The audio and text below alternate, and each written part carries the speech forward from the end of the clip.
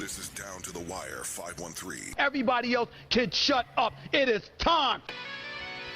Ooh, Flyman ran. Back in the building, man. Yo, we in the building, we back.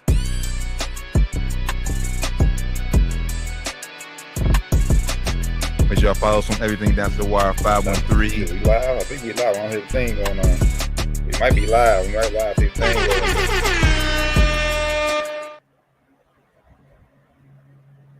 Yo, can you hear me? Yeah, I got you now. All right, I'm about to say Down to the Wire 513. You in the building, man. I ain't see the intro. I ain't see the intro now pop up, so I didn't know if we was live or not. Nah, intro popped up. I think you was talking through the intro. I don't think you muted you. It was weird. Oh, okay, yo. That's what I'm hearing. I'm like, hold up, is that my TV? Or that T talking? I got it on my TV. So I'm like, what is this? Look. On my end, I ain't see the intro, so I didn't know. All right, yeah, it was going. It was going. That was weird, man. That's weird. But nah, man, we back in the building, man. Thank y'all for rocking with us. Y'all in the building with us, man. Episode 382 Down to the Wire. It's your boy Flyman Ran. That's your boy DTTW513. Doc Evans said he was joining us soon. We'll see at the grocery store, so we know how that goes, man. You know, gotta get the family right first. But man, how you feeling, brother? Man, tired, dog. Like, I mean, last time we hopped on, I was down in Albany, Georgia, down there with celebrating his 40th.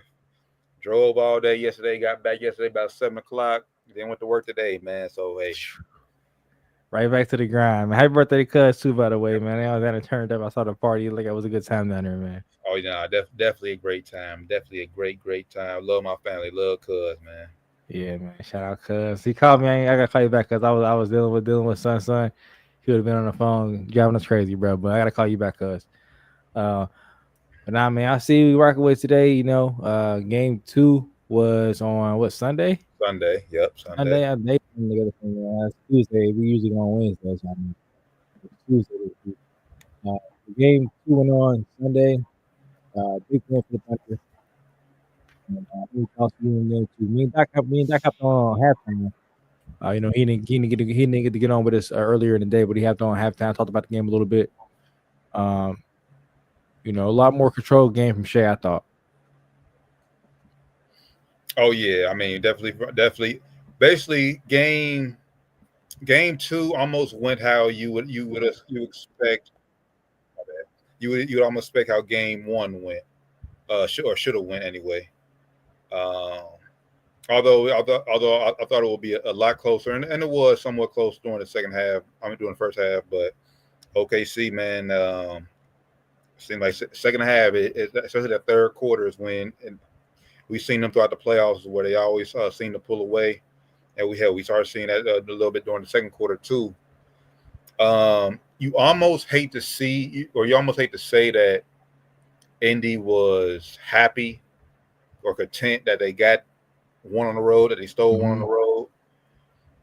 But that's almost how they played. It's almost like, hey, if we was close enough in the fourth quarter, okay, let's go ahead and try to win it. But you can almost tell, like, at least for me from watching, it's almost like they didn't have the same intensity that they had in game 1. They didn't have the same type of urgency they had in game 1.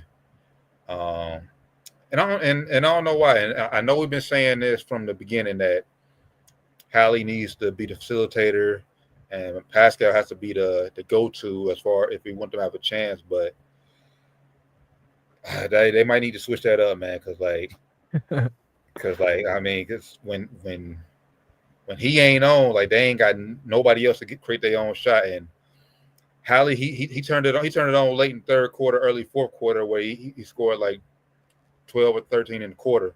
Mm-hmm. But by that time, it was too late. Like, game was over. Game was over by that point. So I think in game 3, we'll talk about it here in a minute, but like, I think he's going to definitely have to establish himself early. But OKC, man, they bounced back. They did what they're supposed to do. Impressive win in game 2. All the credit to them. But still, they lost home court. They still got to get one on game. They still got still one on the road. And so we'll see if they can do that. Yeah, man. It feels like the momentum is definitely shifted in OKC's favor now. With that big win, like you said, it seems like this was how I expect the game 1 to go. I expect the game 1 to go a lot like that. I feel like Shea came out a little bit too aggressive in game one, like we talked about last week. He came out a little bit too aggressive, and he, shot way too many shots in the first half. Like I said, me and Doc hopped on at halftime, and he only had like 8 shots or 9 shots, something like that. He shot, half the shots he shot in the first half of game one. So a lot more balanced attack for them. Chet was a lot more involved. J Dub played a lot better as well. Aaron Wiggins, bro. Man. I don't want to say came out of nowhere because he's been balling all year. He had a 40-point game this year, so he's not been teaming. I don't want to say came out of nowhere, but the unexpected. Had a pretty good game. Caruso again, another huge game for them. Huge game. After 10 access, all type of varieties for access Caruso last week. He was our role player MVP. The go for Mr. Caruso. Joppy did Jokic in that first round, second round, whatever round it was. Now, Joppy did on Ant, last round too, and now Joppy's doing, this round on Cruz on Hallie, and also the job he's doing on offense, man. We don't expect him to be scoring 20 points in the finals game. So, when you get 38 points for those two guys off the bench, it's going to be hard for you to lose that game. I do agree with you what you said as well about how Indy kind of came out looking like they were kind of content with just, stealing one. We saw Pascal at the end of game one, him and Tally in the tunnel. He says, let's get greedy and go out here and get game two. They did not get greedy at all. And kind of just packed up and kind of just ready to go home. I think Rick Carlisle saw that too because he didn't even push that hard. In the third quarter, he kind of had the bench players out there. I was like, all right, he's kind of gave it up now. He kind of got the role players out here, or the bench warmers out here playing. So I didn't see a comeback coming. Like you mentioned, Hallie did, turned up a little bit in the fourth quarter, but by that point, the game was pretty much over. Hopefully he can use that to go into game 3 because he has to get more aggressive. He has 0 foul shots, bro. Right. This whole series. It's only 2 games so far. Still 0 foul shots this whole series. You're going against the MVP, bro. You're going against Shea. You have to step up to the plate and be more aggressive and try to be the best player on the court, bro. I don't care if we mentioned he has to be the facilitator, but I'm still going to go out here and try to outperform Shea. I know he's MVP. This is my chance to shine. I'm in the finals. This is the biggest stage I'm ever gonna be able to play in. I might not ever get back here. I'm going out here. I gotta make myself shine, bro. So I expect that Hallie come out and have a much better game. Because he can't come out and score under 20 points and then win in game 3. Yeah, like I said, especially if Pascal was struggling like he did in game 2, like shit, that's pretty much shit. They opposite if they ain't knocking down threes. Yeah. So yeah, and they're not even playing Hallie for the shot because he's not even looking for a shot like off the pick and roll. They're doing drop coverage. He's not shooting that floater, and the help defense is not even getting all the way over, and they're like stunting and going back to the shooter. So he passing the shooter, but shooter's not getting a good enough look because the help defense is not far enough off of them. So for him to create them better shots as well, he has to get more aggressive. If he becomes more aggressive, he also get more assists because they'll be more on him as well. So he has to look at that and really, I saw the press conference he had today. He said he's watching a lot of film, and hopefully they got a game plan to how to attack this defense. Yeah, I know I've seen some report they're trying to say maybe like a leg is bothering him. He said he's cool. So yeah, he downplayed it. Yeah. So all right, you saying you cool? You saying it's cool? So you got to go out there and be aggressive. Like you said, it's when you get to the finals, man, you got to capitalize because you never know when you're gonna get back. If you're gonna get back ever. Yeah. Might not ever get back here, man. I know some teams get here and say, "Oh man, all right, we'll get back. We'll have another shot at this." And you never know. All season come around, if Miles Turner's up to get paid, he might be shipped off somewhere else or leave somewhere else for more money. The trade might happen. You never know. Brian Windhorst and Shams is saying this is going to be a huge offseason. They're saying early. They're saying like before the draft, which is this month. So they're saying in the next few weeks, there's going to be a lot of player movement. So you never know what's going to happen. This is a wide open window for them to win a championship. It's tied 1-1 right now. You cannot let this opportunity slip through your fingertips. OKC, I think, will have a better shot to get back here because I think they have a better chance of replicating this. But Indy, yeah, I mean they're not an old team, but have a lot more moving parts right now. OKC kind of got their team in place. They can kind of just re-up if they need to, if they want to. Indy has a, like I said, Miles Turner up, a couple other players up right now too. Question marks is they're gonna come back next year, so they got to capitalize on this shit. Yeah, that's what I said last week when before you hopped on. Me and Doc talked about it. I was like, I feel much better that OKC can get back to the NBA Finals than Indy. I mean, Yeah, because I said, I mean, unfortunately, I mean, and no, I'm not trying to downplay Indy, but they caught a lot of breaks this year in playoffs. they did. So like I said, and I mean that's all part of sports. So you got to capitalize when you can. Yeah, Um, facts, man. Game 3 is tomorrow. It's tomorrow night, 8:30 ABC. I'm gonna say it right now. I'm gonna expect a Indy route, and route maybe like 10 to 15. Okay. Um, 15 point win. It's just OKC. They're like on the road, like we talked about earlier. They splits, They are. and I They are think, very different on the road than they are at home. Very, very different. and they do, and they are, and I think it's been almost everything except the first round. Minnesota, we seen it when they went back to Minnesota. Mm-hmm. They was up. Get I the mean, ass whooped, they was man. up Oh my 2-0, but god. they got their ass kicked. Got their ass kicked by 40 or something, right? Like 40 point Yeah, loss. like It was terrible, man. Terrible. Now they came back and bounced back strong in game 4, but they have I think they're like 1-3 or I want to say 1-3 so far in game threes this playoffs run. Now Indy ain't much better in game threes. You know, they dropped some game threes at home as well in this yeah, same playoff run. So um saying a 10, 15 point victory, I don't see that as impossible, but I'm gonna see it a little bit unlikely, man. I don't know. I just got a feeling it's gonna be closer than that. Maybe like 6 to 8 points. I still think Indy will win the game, but I don't think OKC will come out that flat. Um, Now they might though, because they both games they played pretty well. I'm not going to say that game one they were in control the whole game. I'm not going to say that they played bad. They didn't play great, but they played better than Indiana played. They just lost the game. still up. And game 2, of course, they led things start to finish. So it was not even a question in that game. They've showed that they're the better team so far in this series. Um, so I don't see them laying that big of an egg. I do see a loss coming though. And if Indiana has one chance to win this series, they have to win this game. This is a must win for Indiana. Oh yeah, because obviously if you lose game 3, then all the pressure is on you to obviously win game 4. Yeah. And then I mean, but then hell, you already lost home court.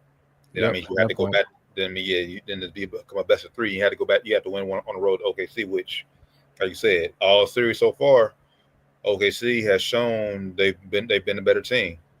Yeah. But for me, I'm just banking on. This is gonna be the J-Dub game where it's like, bro, where is he at? Where is he at? They kind of had that in the first game, bro. Yeah, you're right. Kind of had that in the first game. The first game, Chet had a not he had a bad game, but that was more so because he only played like 27 minutes. Mhm. That was more so on the coaching than anything else. So, I gotta mention it on Sunday. If OKC stays true to who they are and just play their style of basketball, I don't see them losing this game. Well, I don't. Well, they should see us losing. I said they're gonna lose the game. They shouldn't see us losing again. They play with they'll play their style of basketball, play double big with Chet Ihart, and don't go away from that. Stay what they stay and stay what they do. They should be in a good spot to at least, like I said, keep it close, and have a chance to steal the game. Yeah, but if Like it's you said, though, close, J-Dub, man, J-Dub. nah, yeah, but saying, but You gonna if it's see. close, if it's like it's a close game, I'm leaning Indy. They battle tested. You spoke on that on Sunday too, man. If like I said, if it's within 5 points, give me Indiana. If it's 5 points plus, I'll take OKC. I also want to see how they get to the free throw line, bro. You gotta give me more aggressive going to the rim. Like your jumper ain't the slickest jumper. We get how they falls, but you gotta get going to the rim first and foremost, bro. And also, man, it's also about the bench, like which bench. I mean, obviously, game 1 you had Toppin went crazy coming off the bench. Game 2 is you had Caruso and Wiggins off the bench. So it's like that bench is important. Like who like Yeah. and obviously back in Indy. So I'm game 3. Obviously, you would give the edge to Indy's role guys off the bench. So I'm kind of factoring that in there as well. But if Caruso, who's been here before, And we ain't saying Wiggins got to go out here and give you 18 again off the bench, but if we give You go out here you, and give you 9, and you get yeah, Lou Dort to give you 15 or something. Lou Dort did that. I don't know what Lou Dort did. I didn't check his stats for last game. I don't remember him doing anything crazy. If he go out there and have 15, hit 5 threes or something crazy like that, then it's gonna be tough. It's gonna be tough for them. Indiana also got to take care of the ball. We said that about Sunday's game too, which they did. They took better care of the ball. yep, But the bench scoring just killed them on Sunday. Aaron Wiggins and Cruz off the bench just straight killed them. It's gonna be an interesting game, man, because I think it's a very well matched teams. They both play kind of like similar, like kind of contrasting but similar styles. They both like to kind of play quick. I think Indiana has more team ball than for OKC sure. has, but OKC can also get in that bag too. They can get in that bag too, but Shea can also get his my turn bag. It's my turn. It's always gonna be his turn, so he can Yeah, definitely get in that bag too. Which he did in game 1, which I think cost him a little bit in game 1. But like I said, in game 2, he's more balanced attack. They kind of just everybody got to rock a little bit more. They got rock. and this is almost like this matchup is almost like can a well-rounded team in Indiana, like I said, beat almost a team who has multiple stars or potential stars on it. Like I said, Hallie isn't superstar, all-star, very good player. Siakam's all-star, very good player, but we wouldn't put them like in the categories like, hey, games on like go get me like I said, like go get a bucket, or like I said, can win you a game, take over a game and win a game by themselves. Like they can, I mean, they had those games before, but we don't look at them like those players, like a Shea, like say But we don't expect him to go out here and drop 30 every single guy. Like Shea is like Carlos said, right in 34 points. He's going to get 30 plus points every night. He can't stop it. He's going to get it. No, get the free throw line. If he's hitting threes that night, if he's getting as many layups, he's going to get 30 plus points. Yes. Pencil in, marker it in, it's going to happen. You can't do the same thing with Hallie. You can't do the same thing with Siakam. I might go for 18, 17. Might go for 30. Siakam might go 40 sometimes. Hallie might go for 30, 35, and 15 assists sometimes. But they also might have the games where they go for Hallie might go for 8. Siakam might go for 13. It's going to be ugly games too. That's why I said they're not superstars. They're just, like you said, all stars, very good player stars. But those superstar players, it's to have a different level of consistency to their game. I mean, like Shea, he's first 2 games in the final 70, I think 72 points, 74 points, or 76 points, something like that. Mm-hmm. Most by every in the NBA history by a player in his first finals appearance. So that's superstar right there. That's superstar written all over it. No shade to Hallie, but he just ain't that. He's very good in his own right. He just ain't that. So for me in game 3, also this first quarter is going to be telling. Like I said, in both games, OKC first quarter leads, halftime leads in both games. Yeah. So I mean, this first half is going to be telling. Like I'm not saying Indiana needs to be winning, but they don't need to be down by no more than 8 to 10 points at halftime. Yeah, they cannot be, man. I think you're right. Indiana does need a dominant win in this game, man. To have themselves feel like they can actually like play and have their fans feel like, hey, you know what, we actually have a chance. Because right now they feel like they stole game 1 out of nowhere and they got dominated game 2. Like if you're a fan of them, you have to feel like, bro, like we are really outmatched in this series. But they are, if you look at it, But for them to feel like they have a better chance, an actual chance, then they need to dominate this game. Be up like even if OKC comes back and make a a 6-point win, at least get up by 15, 18 points this game and have that lead for almost most of the game. And if they come back a little bit at the end, hey, it is what it is. But have this game be a dominant win for you guys. Show your fan base, hey, we here. We have a chance to really win this shit. If they lose this game, series over. I don't care if it go 5 or 6, series over. And also, to what also pointing in game 2, I think I forget when it was. Second quarter when OKC they went back to what they did best, the 2 big situation. They had Ihart and Chet. Yep. That gave Indy fit. So like I think Indy. I mean, I think OKC is going to do that, but I think Indy needs to find a way to counter where you gotta where you almost got to play where you got to keep only one big on OKC because with both of them on the court, obviously we've seen game 2 that gives them fits. That's one thing that makes OKC special. So I'm not sure. Like I said, which combination they could use. I know game 1 they use a lot of Obi at the 5 and I think Siakam at the 4. But like I said, do we trust Obi to come in and be hot from 3 like that, like he was in game 1? That's gonna be their only way to. They're gonna have to play that matchup off the court. They're gonna have to just by hitting threes or getting both those guys like so out of the paint area to where they can just either get layups or wide open threes when they hit the threes.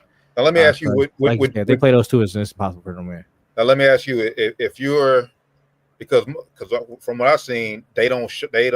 I mean, they get out there and get a hand up, but they'll let them shoot for the most part.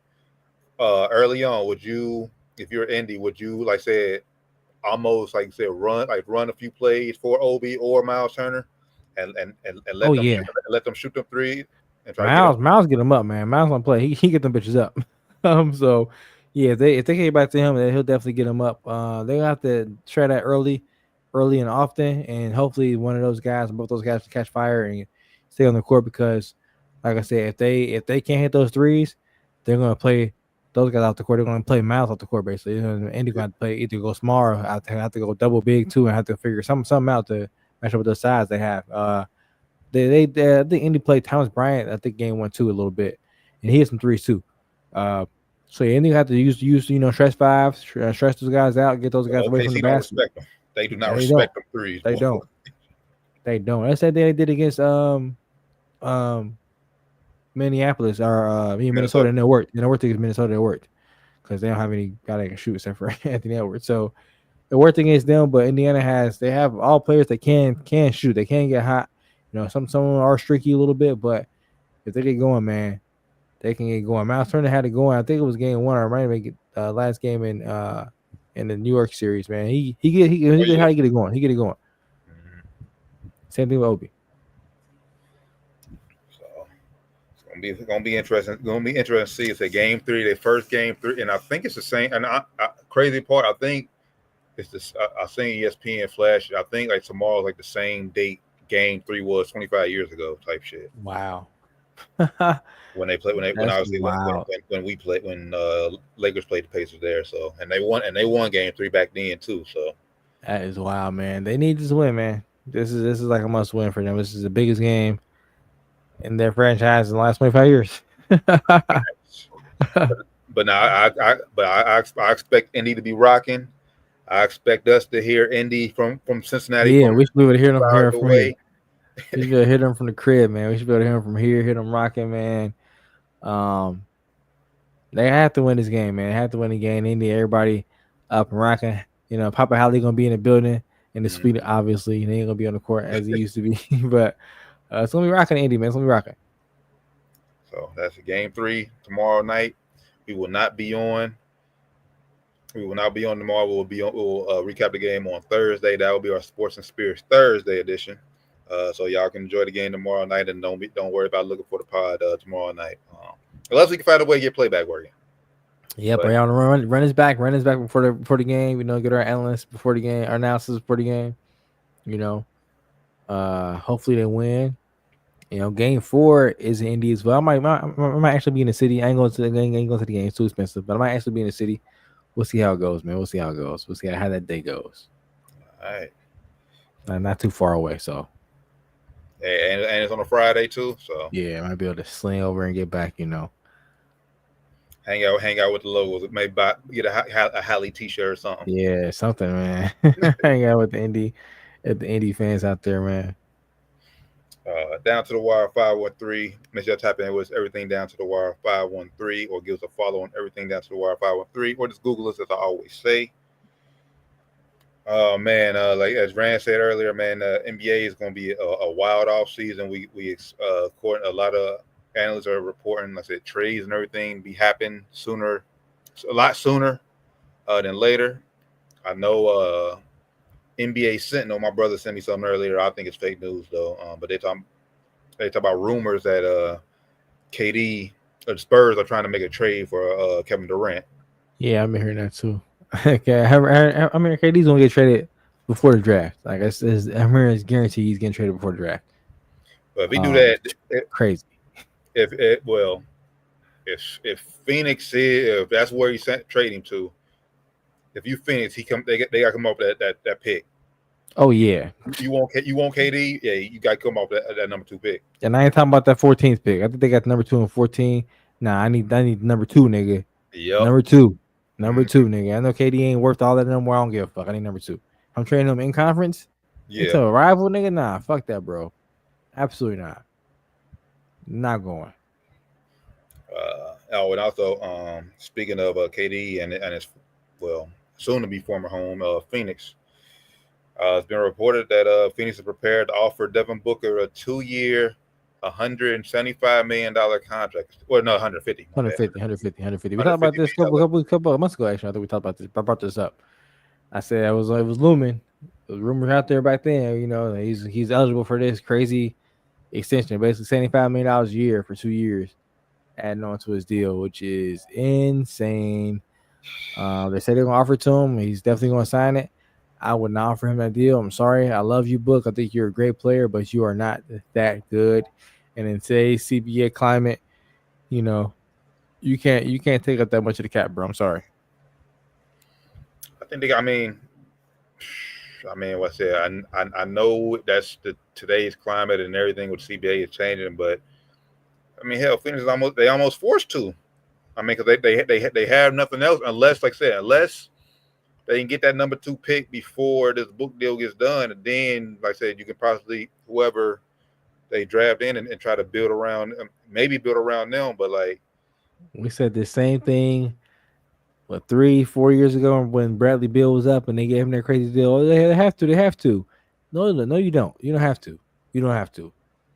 Well, Book ain't got a no trade clause, so Bradley Beal didn't need it back then. He didn't until they gave him the deal. Book, I love you, Book, but then you don't have to give him this deal. You can say, look, Book, we love you. We think a fair market value for you in this new climate. You know, I would ask him, do you think you could be number 1 on a championship team? If we have to pay you that much, can we get players can you be that top guy on this team? We get players around you that can be, you know, can throw things out there. I don't know names, but I'll give them names. Can you lead that team to a championship? And his answer, be truthful, probably say no. If he say yes, then he's fucking lying. We can't get you and Bradley Beal be one of the guys. He's not better than Book. So it'll be Brad Beal, be Book, players like Jaylen Brown, like players like that, bro. Like you're not good enough to get those guys over the hump. Sorry, Dev. You're not that good. Like you're very, very good, but you're like a number 2 guy. You're not number 1 guy. In today's climate, we can't play a number 2 guy $75 million a year. I hear you, but as we always say, like I said, when that superstar title gets thrown around, bro, it's really a legit, like I said, only a handful of true superstars, like 5, 6, maybe 7, and Book ain't one of them. Yeah, but I'm saying when you say them superstars, them is really all your handfuls of number 1s who can lead a championship team. That's what I'm saying. Book, you one of those 5, 7 guys? No, you're not. He's not. Yourself, Book. You like 12 or 15. You ain't 5 or 7, bro. He's not. But like I said, you ain't Giannis. You ain't Jokic. But if Luka, if Phoenix ain't getting any of them, shit, you got to get what you can. You got to get what you can get because there's nobody. Just because you can't garner that player, don't mean you pay the best player you have that kind of money because you can't get that kind of player. That's like saying I can't afford it. Louis Vuitton. Let me go ahead and go to Coach and buy and pay $1,000 for a Coach bag instead of paying $2,000 for Louis Vuitton bag. No, that doesn't make any sense. You pay the $300 for a Coach bag. You don't pay $1,000 for a Coach bag. You don't do that. I love you, but you're like you're not that luxurious of a player for me to pay that much money for. Now they're gonna do it. They have no, like you said, they have no choice for them for like you in reality they had no choice. That's because like they're not gonna trade them. So in reality they have no choice. So they're gonna do this, and in 2 or 3 years, when they're still in the shitter and he's untradeable, we're gonna look back and say that was a bad decision. Just like we did when they traded Bradley Beal for fucking nothing. We said it was bad decision to give him that deal. But that's what is really is kicking them in the ass though. I don't think the Book deal is a bad deal. It's the fact they can't get off the Bradley Beal deal. That's what's really fucking them because they still owe Beal so much money. But even if they could get out that deal, this Book deal is going to turn into that Bradley Beal deal eventually. This is going to turn into that Bradley Beal deal. When Brad Beal got that deal, it wasn't a terrible deal. I thought it was terrible because I'm looking at the future and seeing, okay, he's not that good. Again, back then, for that money, you had to be a top 5-7 guy. He was never that good. Just because you were leading scorer in the league a couple years, he was never that good. Never. Now I feel the same way about Book. Book, you're a great player. But once you start getting that kind of money, bro, you become a liability if you're not that guy. If you ain't the top 5 guy, you become a liability to the team because they can't trade you. No team's gonna want him for that contract unless the cap goes way up, which it might go way up. If the cap goes way up, then hey, fucking do it. But the cap goes up just a little bit. No team's gonna want Book for $75 million. They can't. I mean, but it's not just Book getting his money. Then it's gonna be about Phoenix getting a team around it. Because I said, granted, they didn't win, but they do have what they win? What 2 games a year when they lost? Yeah, they was up 2-0. They was up 2-0. That's all. That's what they got to go off of. And that's what Book said. We were so close, and we just fucked everything up. Fucked everything up to make one move, and then we fucked everything up more to make a move to try to make up for that move, and we keep fucking up and keep going into deeper and deeper fuck upery.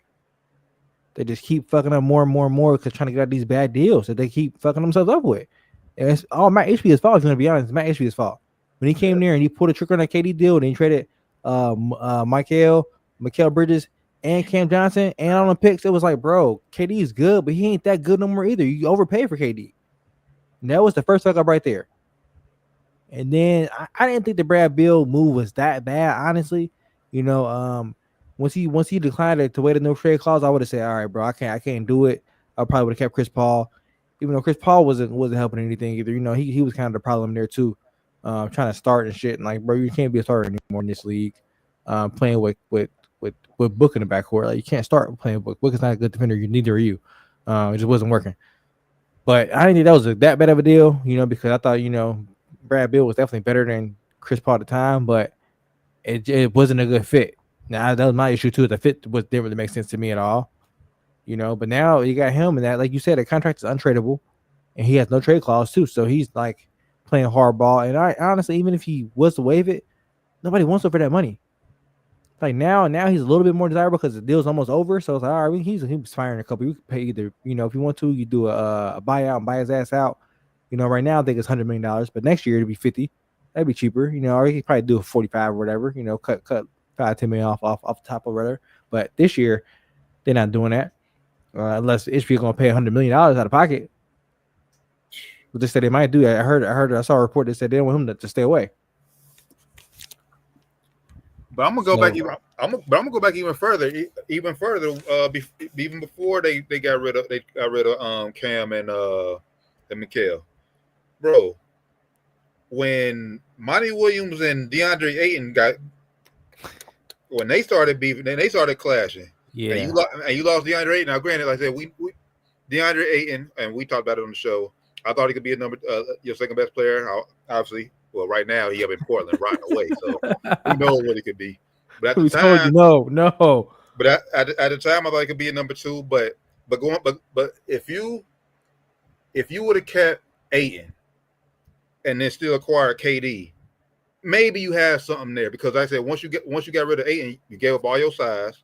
Yeah, and then you got Nurkic, and it was like that didn't work out. That didn't work out. Then you forced the KD to play the fucking 4 and sometimes the 5, and that shit. 5, 4, yeah, that's wearing his ass down. He already old. Like, come on, what are we doing here?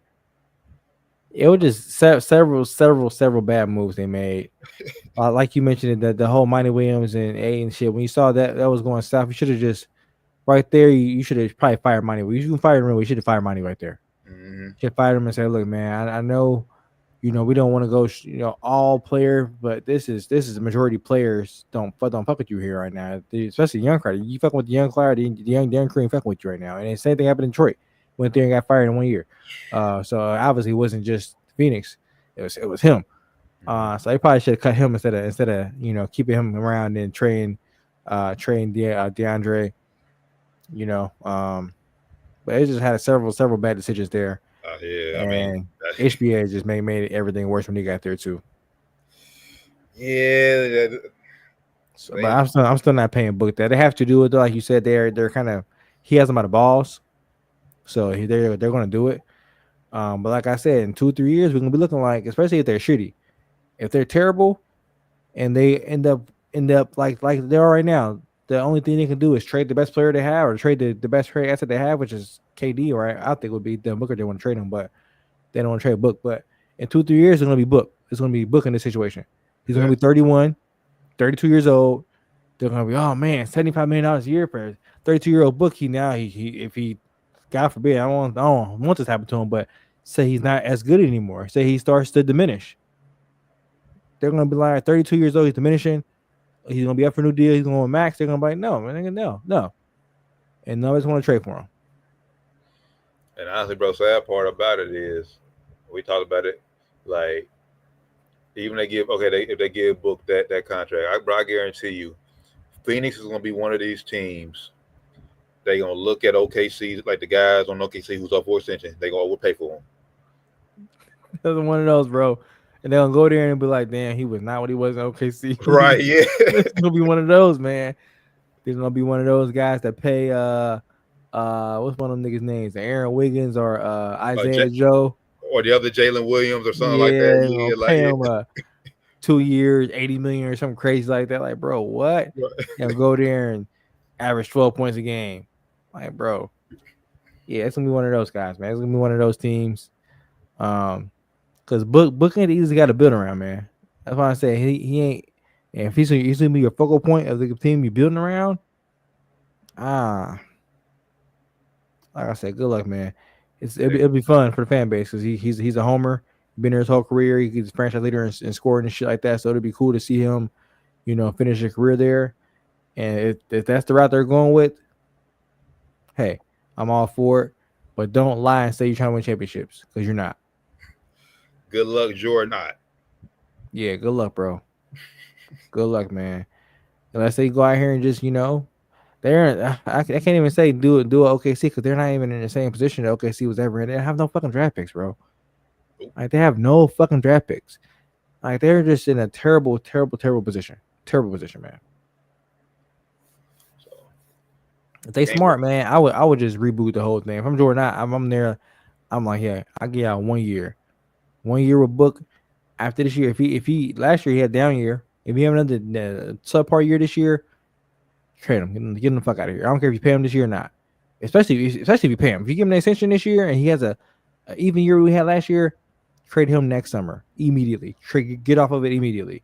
If I'm Jordan, I'm going to the front office and say, look, man, you want me here long term? Get off of him. I start over. Let's do the whole rebuild process now. Yeah. Calling it now, bro. If he have a year, especially if they trade KD and he averaged less than 28 points a game. With no other star there, except Bradley Beal, which who the only one playing right now. And so depending on how she go there, if you don't have a top 5 to 10 scoring league, it's a league scoring year, trade him, bro. Get him out of here. Gotta go. Yeah, I mean, and you almost got to, because at this point, bro, the way the NBA is going, bro, they is not fucking around with these coaches, bro. They is not giving them long at all. Nope. So if he have another year where he averaging 20, 23, 24 points, gotta go Book. That's not we paying you for, bro. 75 points, $75 million a year. We paying you to average 30, bro. Luka didn't get that deal. Luka didn't get it. Now you got it, bro. You got to go ahead and average 30, 33 points, 30, 31 points. Do something, bro. Brad Beal averaged 30 something to get his deal. And that's what, and we said it. We said it at the time of the trade wouldn't happen. That's what fucked everything up, bro. When Luka got traded, open season for everybody. Now I'm looking like, damn. So they didn't pay Luka that deal. It would make him like $70 million a year, but you're gonna pay Book and didn't make him $75 million a year. Like I said, I'm a Booker fan, but man, he ain't nowhere near close to Luka. Right. You can say Luka fat, you can say Luka whatever. And see him now, he looking cut up now. I don't know if you saw Luka lately. he been eating good and working out. He ain't gonna last long. You know, he's gonna last. He's gonna still be back fat by November. But be on it. But you say be on that get back on that Zion diet. he's gonna be back fat by November, man. But hey, summertime Luka on that diet, man, working out. You know, squatting 700 something pounds, man. I see you, Luka, man. Down to the wire 513. Tap in with everything down to the wire 513. Let's switch over to the NFL real quick. A few players is doing some holdouts, not attending, or they say they will not be attending their mandatory mini camp. TJ Watt is one of those players. He is looking for a new deal. Terry McLaurin and Trey Hendrickson. All those guys are not attending the mini camp on a new deal. I think TJ Watt said to make 21, Henderson said make 16, and McLaurin expected to make 19. Obviously, it's been a big offseason for edge rushers. Myles Garrett got the bag. Michael Parsons is expected to get the bag, but edge rushers have been bringing in bank this offseason. TJ want that 40 ball, huh? Oh yeah. He want that 40 ball. Said Jamar just got 40, he got 40, whatever he got. You know, Miles just got 40, whatever he got. Nigga, give him my 40, man. I ain't doing shit. I ain't listening to wait till I get my 40. I don't know if I wouldn't do it. I'm sorry, TJ. I love you, brother. I think I'm with Pittsburgh. I don't know if I'm doing that, bro. I give you 35, bro. I'm not giving you a 40 ball, bro. I ain't give him 35, bro. What'd you get, TJ? I give him 35. He get hurt too much, bro. He do, but I mean, I don't know about 32 first. Then I work my way. I give him 35, but I'll make him cry for that shit, beg for that shit, bro. You're not about to get. I ain't about to just hang you 35. You get hurt too much, man. You always start the year off real strong. Then by the end of the year, you're not playing. You always hurt. You ain't doing shit because you injured, banged up and shit. So I'm cool. Well, I'm putting hella like you gotta play a certain amount of games. I need to get 20 sacks for you. You would get man $5 million for 20 sacks now, nigga. I'll give you 32, and then you gotta work your way up to get 40. You can work your way up to 40. Yeah. You can work it up. You can make it up to get 40, but it's gonna have to be all-time season type shit, nigga. You have to break the sacks record. You extra $5 million. I ain't even that because I think he can do that. But like I said, he gotta be healthy, so you gotta play a certain amount of snaps. Exactly. Bro. If you do that shit, that means you healthy. You on the field all the game, or at least if you break the sack record and you went healthy all the games, you out there, you was doing some major shit then. But hey, and most likely when you break the record, you're going to be out there for 16, 17 games, my nigga. If you can do that, I'll give you 40, man. But he ain't gonna do that. TJ Watt is 30. He'll be 31 this year. Yeah. Same with Trey, right? Trey 31 right now, I think, right? Or 30. Yeah, I think Trey is. Yeah, he'll be 31 this year too. So they ain't the same boat, man. They both want the 40. Trey, you know, Trey ain't getting the 40 ball. Well, Trey ain't getting. Nah. Honestly, bro, like if I'm Trey, I want 42. I don't give a fuck. I want 42. I did the same thing these niggas do it. I want 42. I ain't getting it though, but I'm asking for it. Shit, I don't blame them. Yeah. And you hate to say you hate the low ball Trey, but bro, it's been important. The Bengals offered him 28. That's what I would say. I mean, that's what they gave T. Now that's why I said for a fair T for T. I know T wanted 30.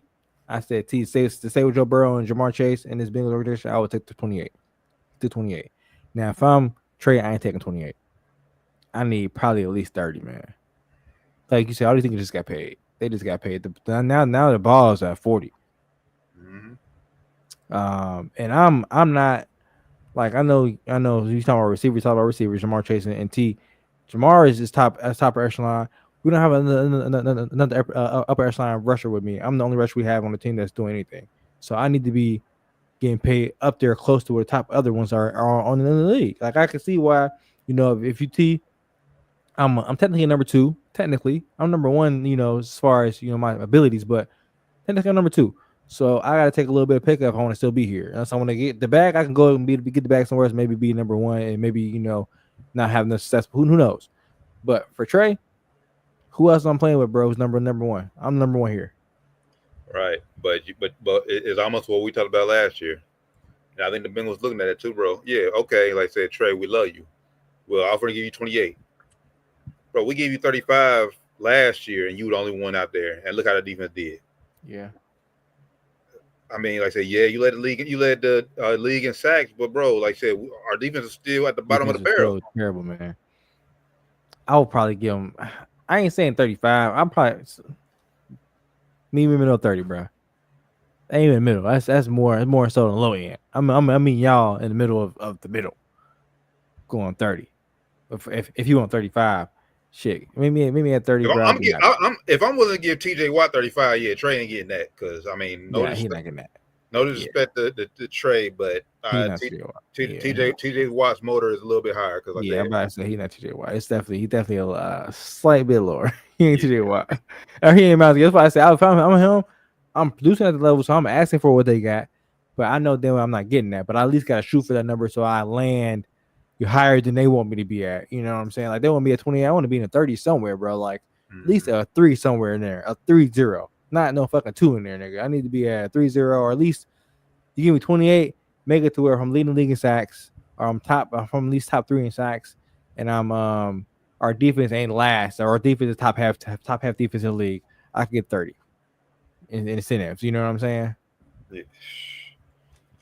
Which is that's a heavy ass. The defense is gonna fucking suck again, bro. So it's gonna be terrible. So they know damn well he's not getting that incentive. If anything with team based incentive, he's not getting. So I'm from agent shouldn't do that, but if you him, they want you at 28. I would try to talk him up to floor it at 30 with incentives. Give me 33 somewhere around there. Make it. Of course, it's gonna be hard to get it. Make it like shit. What's the record? 22 sacks is the record. Yeah, I think 22. Yeah, straight hand. I think he got. I think it's 22 and a half or 21 and a half, something. Maybe 22. If I get 20 sacks, I get an extra, million or something like that. If I break the record, I get an extra 2 million, or some creative like that. Or if I get so many tackles for loss, I get extra incentives. Of course, tackles in general, I get extra. Something like that. That's the thing though, because like I said, and that's what people knock Trey for. Like, yes, you're a great pass rusher, but bro, like you only had he was low as hell in like tackles. Tackles in general. Yeah, that's why I said tackles. I know his low tackles wasn't that good. So, you just out there hunting sacks, like nigga. Are you looking at where the ball is? Actually, nigga, you chase the quarterback and it's a run play, nigga. So yeah, maybe they gotta attach it to something like that. All right, like you a little weaker here. We need you to get more tackles. Let's make it incentive based on tackles. Incentive based tackles for loss. So hey, maybe if we need to get you better at just sniffing out the run, not just sniffing out sacks, my nigga. Honestly, bro, I don't know what the Bengals can do because every time we think the Bengals can change the narrative, obviously they paid Jamar Chase, which we knew they was going to do, but they shocked the world and gave T. Higgins a deal, which no one expected. Every time we think they're going to change the narrative, bro, something else pops up. Now we got Trey Henderson. Now you don't want to pay Trey. Yeah. And then shit, not only you not paying Trey, you ain't even got your rookie that you drafted first round. He ain't even under contract. Yeah, that's embarrassing, man. Because y'all trying to fuck him, basically saying like trying to adjust the language of the contract, which is wild. Which is wild. So, wow. Yeah, man. And now you about to mini camps already started for them, and you without Trey and your rookie pass rusher, both of your edge rushers. Two of your most important defensive players, probably the two most important defensive players you have on your team right now.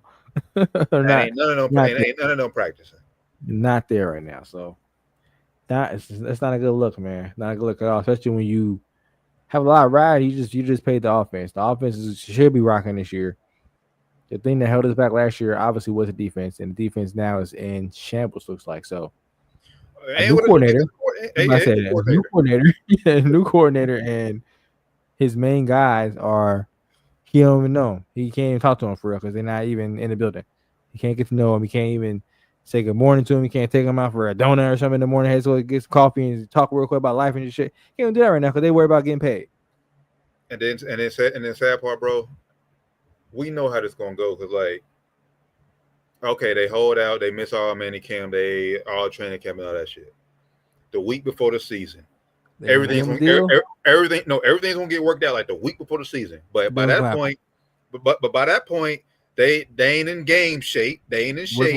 What's gonna happen? The story of the Joe Burrow Bengals. Shitty ass start. Yeah, exactly. Shitty ass start. 1-3, 0-4, or some bullshit like that. Watch. You call the offense gonna be averaging 33 points. Defense gonna be giving up 40. And the shit, them guys gonna be trying to play. They either gonna be on a snap count, or they're gonna be doing too much and get hurt. Yep, everybody saying don't let one of the niggas on offense get dinged up in the preseason or in camp or practice. Don't let T. Higgins. He always get hurt. We always say it's one of the reasons why he couldn't get more money. Nigga always hurt. Don't let me get dinged up and get an ankle injury or get a toe injury, turf toe or some shit. And fucking man. Bro, that all they doing at the end of the day, bro, all they doing is putting more pressure on Joe Burrow in that offense, bro. That's all they doing. Like I said, don't let one of them niggas get hurt. Or you don't even call it hurt. Just get dinged up. Because you know what happens in football. You get dinged up, you go to season dinged up, you're never gonna be healthy. Ever. Lasting that whole rest of the season. Ever. It's gonna get worse. Niggas gonna be targeting that shit. Oh yeah, he got hurt toe. Stomp, nigga. Bite on the pal, nigga, punch. Man, let them play that shit. they be doing some grimy shit in the NFL on the pals. It gets grimy. Yeah. So same old Bengals, man. So all right, so we said we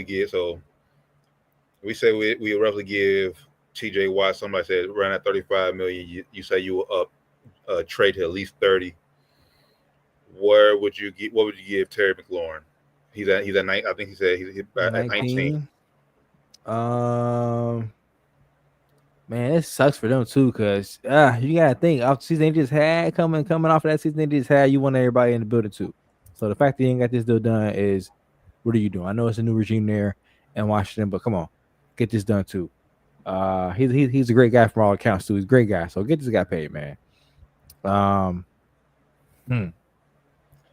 You know, TJ's got 28. We talking about. So obviously we know he's not in Chase's range. He's not getting 40. He's not getting 35. Yeah, he probably not even getting 30. Probably. If they fighting, and he had 19. Yeah, well, okay. Well, we say not 30. Now I'm gonna read you 3 receivers. I'm gonna ask you, is he better than who's getting 30? Okay. Is he better than Armand St. Brown?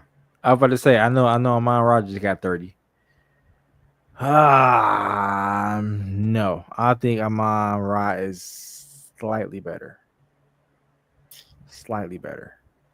And also, Jared Goff had a good season last year though, but he hit or miss. You know, you gotta look at who he playing with up there in Washington too. You know, young boy's a dog. Young boy's a fucking dog, bro. And that's what I say. Honestly, I mean, no disrespect to Amon St. Brown, but bro, they offense is better. They have a legit running game too. So like, say he gets more opportunities, and we'll see. Like I said, they just lost their offensive coordinator, so we'll see how they offense. We'll see how things look. It's very close. If he had 30 man. No, but this is the guy. This is the main. This is the main guy, Brandon Ayuk. Okay, I think he's better than Brandon Ayuk. He's right. I mean, he's right. He's at 30. Him and Tyreek Hill. I mean, Tyreek Hill is obviously on the probably his last big deal, last little leg of his prime. But Ayuk, but them two right at 30. Nah, he did get traded, didn't he? Did San Francisco finally play him? He got traded, didn't he? Ayuk, or they pay him in San Fran? Nah, San Fran paid him. Okay.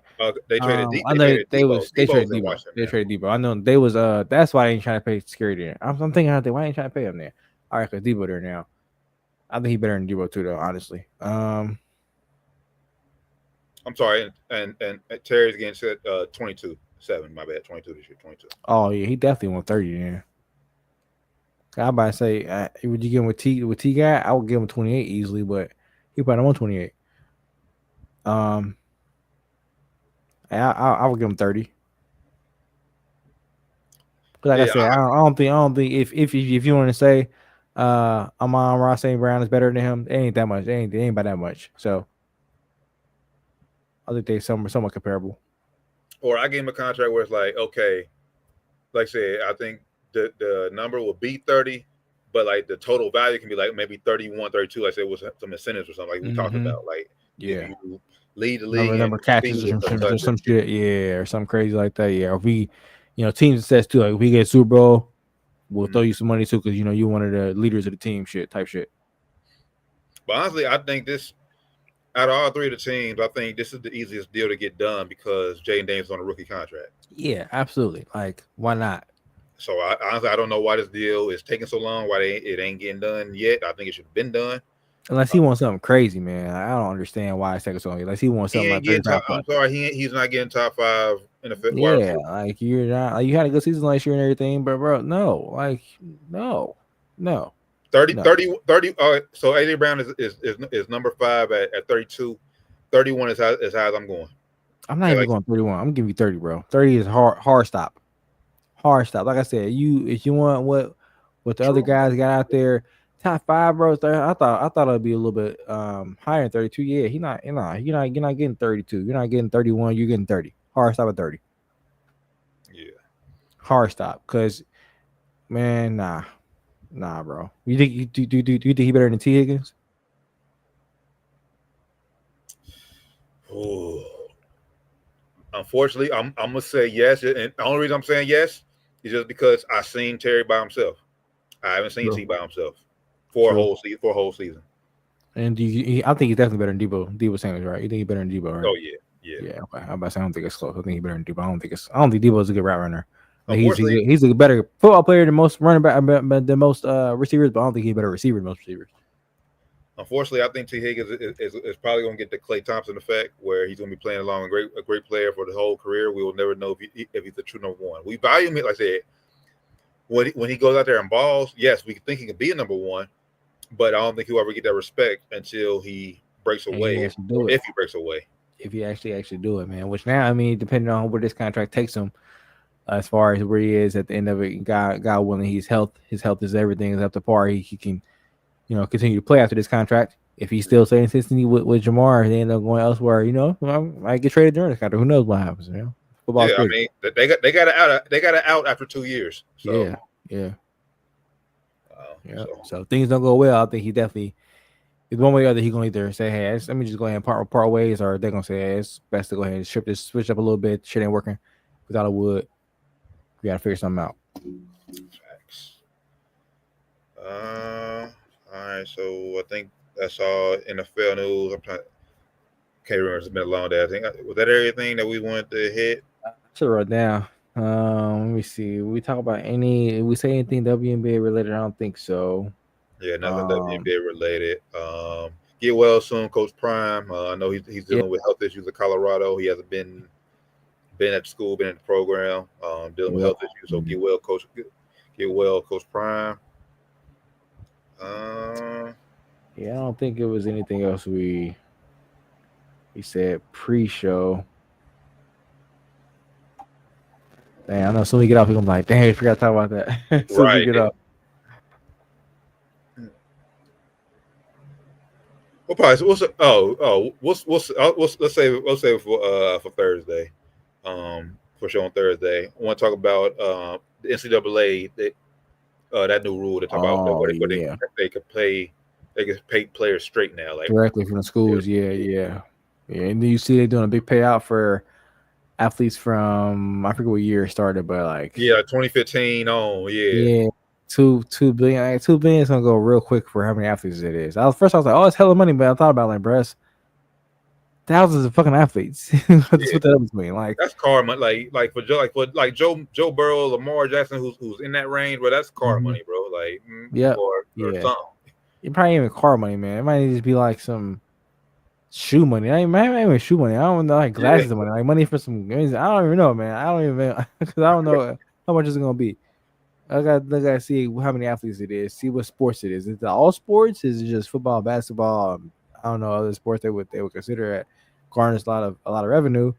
And baseball, softball, I don't know, swimming. I don't know what else gets a lot of money for colleges, but I want to know what sports specifically and how many athletes is this billions of dollars getting dispersed to, because it could be. I mean, I know for those, if it is a lot of smaller sports, anything for those athletes probably help, because they probably don't, they're obviously they ain't making a lot of money if they're pro with their sports, if it ain't that widespread. Anything to help those help people out. So hopefully, it's something considerable for them. Yeah, so hopefully it's tens of thousands at least. Yeah, I know. I seen the headline, so we'll talk about it on Thursday. Get a chance to read more in detail about it. So we'll talk about that on Thursday. No news and boxing going on. Oh, real quick, what did you think of the 101 Lance Stevenson versus Michael Beasley? Oh, she was lit, man. It was lit. They need to bring that to the NBA All-Star Weekend. Did we talk about that too? Adam Silver said it's gonna be the NBA or the USA versus the World, the All-Star Weekend next year for All-Star game. I seen that. I don't like it because in order to fill out the World, you're gonna get players in there who are not All-Stars. Yeah, it's gonna be Timothy Matherins, and now unless it's gonna be guys like that. I've heard somebody say they should do Americas versus the World, because they could be, they can make the USA or the America team be USA and Canada. So you can get Shea, Jamal Murray, and them on the USA team. But I think we have enough Americans to fill out a roster. I think they would need to help out the world side, because, like you said, it'd be players like guys who are not deserving to be all-stars. I don't want to shit on anybody, but it'll be players that you're like, bro, how's these guys all-star? Nicholas Batum, my God, but we can already name the top five, so starting five. So it'll be like, if healthy and if everything's healthy, so it'll be Luka, Jokic, Giannis, Shea, and Wemby. Yep. That's the hell starting five. It'll be top heavy though. Their team will be top heavy, because after that, where are you going for the roster? Jamal Murray will probably make it at that point. But then again, Jamal Murray, he's never been an all-star. So you're getting people as all-star who shouldn't be all-stars. And no offense to Jamal Murray, he's a very good player, but if you can't make the all-star on a regular roster, you shouldn't make the all-star on this roster either. Being real. Yeah, so you have like I said, Jamal. Basically, team like Dylan Brooks probably had to be in there. It'd be like Lou Dort. Trying to think of any other foreign players that are like super good all-star worthy. They don't. They probably had like Rudy Gobert. Yeah, Rudy been all-star like 5 years, bro. Like, fuck out of here. We missing somebody that's like, damn. I don't know, man. Probably Cat. I think Cat play for Team Jamaica or some shit. Don't he? Dominican Republic. Dominican Republic. Buddy Hield probably make it. It'd be niggas who Cat should make it. Cat is an all-star caliber player. So he'll be a one they can add on the squad for sure. But I didn't think, bro. It all Pascal. I forgot about Pascal. Yeah, Pascal. Yeah. But you can change it that way, bro. It all comes down to about effort and what they playing for. Like, do they give a damn? I'm about to say most of the guys we named in the front lineup don't give a fuck. Luka at all. Jokic don't give two shits about the All-Star game. Wemby seemed he cared a little bit. Giannis cared a lot. I don't think Shea cared halfway. He kind of cared, kind of don't. But what they really care, like, it's not that they're playing for their country. They're playing combined. Like, Jokic cared when he's playing for his country, and he was going hard. Same with Luka. They go hard for their countries. Exactly. When they playing for, it's an all-star game all together, and do we really give a fuck about this? Not really, bro. We trying to just get back to our families, chill out for this little week we get off, let our bodies rest, and to get back to the ground. Yeah. So I did switch it up though, but they should bring the one-on-one that Lance and Bees did, man. Bring that shit to the All-Star weekend. Of course, like we mentioned it though, they wouldn't get none of the superstars to do it because they probably too fucking pussy to do that shit. They think they're going to get embarrassed, so they don't get none of those things to do it. It's going to be all Cam Johnsons, Cam Thomases, and niggas like that. Not even for let's go 10 mil. I know it was 10 mil. Oh, now 10 million now. Hey, yeah, now you gonna get some niggas to do it. You'll get some. I don't know who would do it though. You probably wouldn't get the Bronze to do it. The Brian probably still wouldn't do it. KD would do it. KD probably do it though, but KD might do it just for love of the game anyway, because he played once, just play once. Brian don't play ones at all. I heard Brian don't play ones at all. Wouldn't surprise me. Yeah, B said when they said when they did play back in Miami, he said he bust Brian ass. But yeah, I heard Brian hasn't played ones in years. That's what I've heard. Beasley, hey, I said this before. Beasley's put on this earth to strictly the hoop, bro. Yeah, B's cold, man. Bro. He should still be in the league for real, bro. He cold. He cold, bro. He just like a head case, but he cold. Cold. But nah, I fuck with that 1-on-1. Definitely a lot of hacking. So he definitely gonna need some type of official refereeing. It was some carry and shit too, like B. A lot of carry. Like, bro, that 3 dribble shit. Hell yeah, motherfuckers carry. That man, that was a fucking carry. Like whoa. If I'm playing you, I'm calling that shit though. Especially bust my ass. Nah, my ball up top, bro. I'm calling that shit. You scoring too easy. First off, how much you carry? You travel at the same time. No, ball up top. My ball. Let's go. Oh yeah. Bees definitely was doing a lot of carrying that motherfucker. Yeah, it was cold moves. I'm like, oh shit, he carried though. Kept that motherfucker. He stepped back. But hey, I love it though. Lance brought the energy, and Bees, he was just cool. He was mad, but you couldn't tell. Like, he was just okay. They both funny as hell, man. They are funny as hell, bro. They had 2 characters, man. They had two good guys to do it with, because they're, like I said, just characters, man. Funny guys. Nah, yeah, but definitely bring that to NBA All-Star Weekend. And hell, like I said, we seen the women do it in Unrivaled League. So yeah, man, we're going hard. Shout out Fee, she won that. Mm-hmm. She said she got her whole salary in that 1-on-1 tournament, man. So right. I also shout out to her. She's killing it this season in the W, man. Yeah. Off to a historic start to the season, scoring and rebounding, man. So, and the team. Yeah, I would say the Lynx and Liberty, only 2 remain undefeated teams. Yeah. So, man, killing it, man. Oh, I remember we talking about. I remember. We don't forget about this. DeMarcus Boogie Cousins, bro.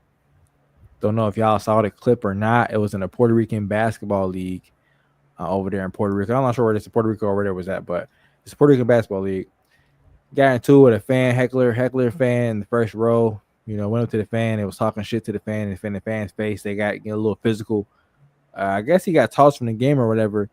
On the way out, man, got into it with more fans, flipping them off, and the fans throwing shit at him. It got ugly, man. He started trying to go after the fans. He holding them back.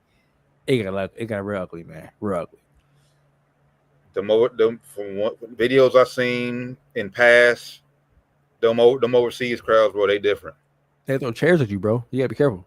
They are different, bro. Like I need to see videos growing up, bro. Like they had like full blown riots in them fucking games, bro. Like full blown brawls. Like you thought Miles and Palace are bad.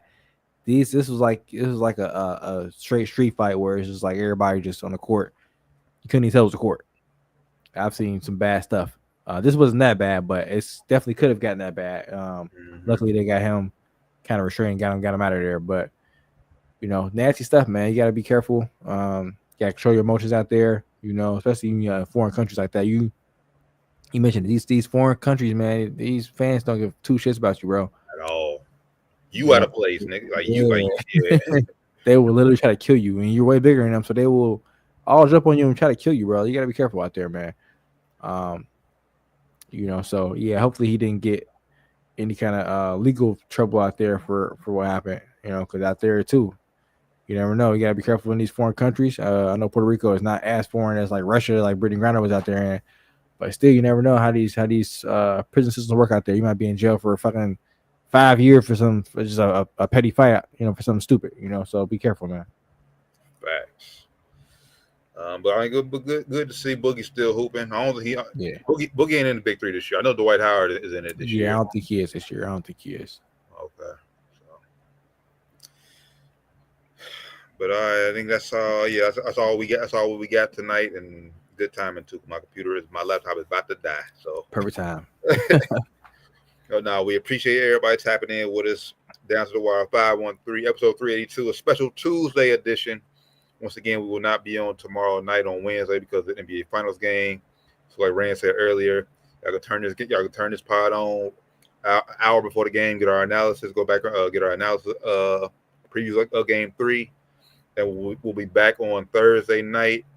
That'll be our Sports and Spirits Thursday edition, recapping game 3 and previewing game 4 and some other stuff as well, man. So yes, sir. So once again, thank y'all for rocking out with us. For the good brother, Flyman Rand, Josh Dyke Evans, the Taryn Bland. We'll catch y'all Thursday for a special Sports and Spirits Thursday edition. Till then, y'all have a safe, blessed rest of the week. We out. Peace.